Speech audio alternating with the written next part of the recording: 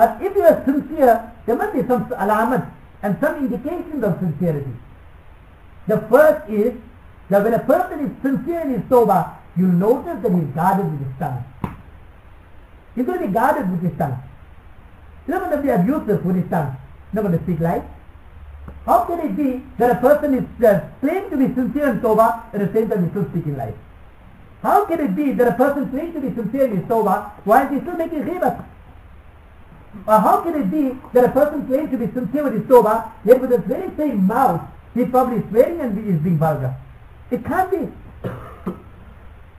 So the indication of tawbah is that, of sincere tawbah is that immediately a person is guarding his mouth.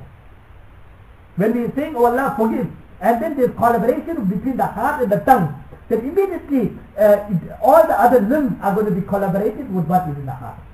We have firm intention to change, then immediately your tongue is going to talk the same language, the eye is going to talk the same language, the hands and legs are going to talk the same language.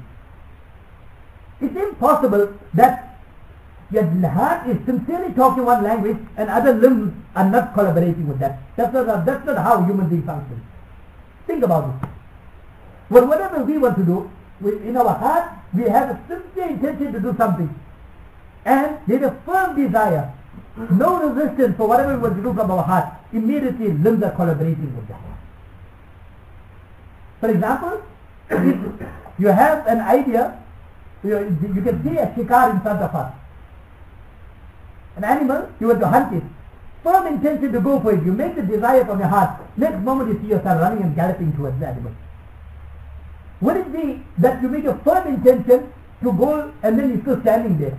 You can't say, my heart is just making me go, but I'm not going. Nobody's going to go against the heart. The heart is there. So you're going to go in the direction of your heart. The first condition of sincere tawbah is that the mouth is immediately guarded.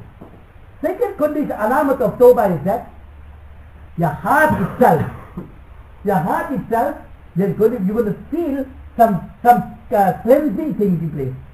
It can't happen that you make tawbah, sincere in your tawbah, you still got malice in your heart for somebody. It can't happen. It doesn't go together, it never matches. Sincere from your heart, and you make tawbah from our stuff. Sincere tawbah, oh Allah, I make tawbah from malice, from jealousy, from hasad, from this, that, other. If you are sincere about it, it can never happen that you have the dirt in your heart again. It can't happen. It doesn't match. And the third alamat of tawbah is that, which is very important. We were probably in that company in school. We probably were in that company when we were not here. And leading to that bad company, we probably picked up some bad habits. We come here to a madrasa and we make firm intention, Ya Allah, I came to a madrasa, I want to change my life. And I know, no doubt, many students here are sincere. But somehow, we just get caught up. Very sincere to change their life. But one of the alamats of tawbah is that you immediately to move away from that bad company. Move away from that bad company. If we really sincere that I recognize and realize the wrong that we have done, it can't be that when we leave the madrasa, we go home for the long weekend, or wherever we go back to the bad company. That means you make firm intention, you're sincere about tawbah, you realize the wrong that we have done. Now how is it that with that sincerity we still go back to the wrong that we have done? It can't be, it just doesn't match. And the fourth alamat is preparation for maut and death. That's a certainty. That's a given. Everybody knows. Who doesn't know?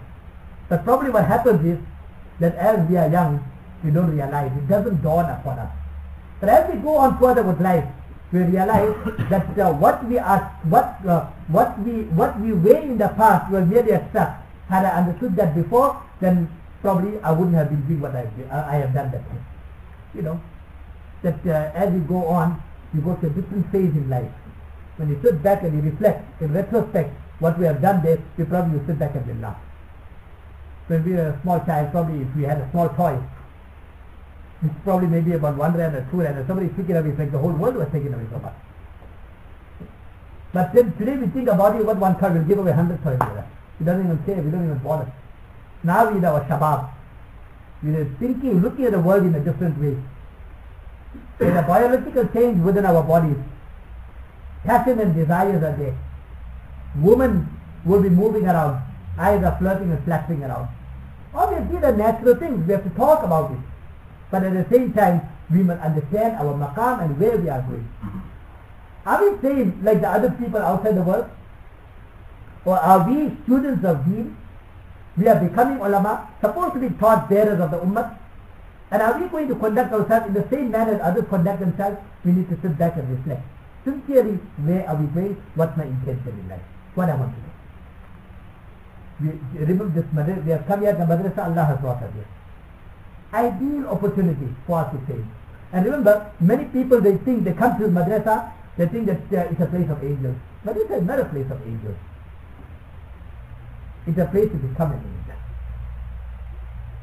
Otherwise, you think in the first year, second year students, or third year students, we got basically a conglomeration of students from different thoughts, different characters. Everybody got different habits here. And sometimes you just bump into somebody and somebody puts an idea into somebody else's mind, and someday then something happens. But if every student approaches the madrasa that I've come here, I'm not an angel, but I've come here to become an angel, and then now reflect on what I want to do and approach life in the madrasa with sincerity. Understand the wrong that was done outside, ideal opportunity, Allah took me away from that environment. That bad company or the bad environment, Allah brought me to an environment which is conducive for me to change. Make use of that opportunity. This opportunity Allah has given us. And the few years that the madrasa will go out very, very fast. It will just pick off. When next moment you'll see, now the amama, sometimes some of my parties, I remember, I only realized that I was in madrasa when the amama was put on my head. During the jalsa head. Then after that, big burdens come on the head. So whatever we can make of ourselves here while in the madrasa, take the line of tawbah, take the line of Islam, approach it with this intention. And the more we are sincere in this, trying to make our Islam, changing our life, the more output there will be. You know, you look at a bulb, and the more current can go into that, the more brighter that light will be. So the more current of marifat of Allah is inside our heart. The more love, the muhabbat of Allah we have in our heart, the more the greater the output will be. That you can understand in so many ways. I think in the computer language you will understand it. I'm speaking about the Pentium 3 and Pentium 4 and whatever it is. That the more power it has, the greater the output. In the same manner, the more the love of Allah in our heart, the more the realization of the reality of life in our heart, the greater the output will be. Allah give us tawfiq.